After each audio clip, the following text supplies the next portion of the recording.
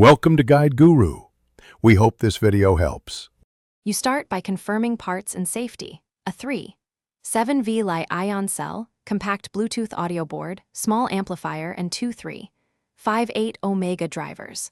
Once you have them, strip and tin 2630 AWG wires and lay components on a work mat.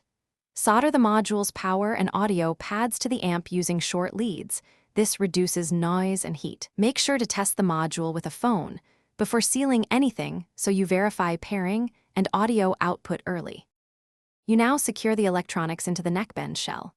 Once mounted, orient the drivers near earpiece cutouts and route wires through channels to avoid pinching. Solder controls, multi-function button for pairing, tactile switches for volume, and micro USB or USB-C for charging with a TP protection board. Make sure to add heat shrink and strain relief at each joint. This prevents breakage from repeated flexing. Also test button mappings and confirm left/right channels are correct before closing the shell. You finish by securely sealing the neckband while leaving the mic port and vents exposed for heat. Once closed, charge to full and run a full test. Pair with a phone, play music at varied volumes, make a call to inspect mic clarity, and measure battery life.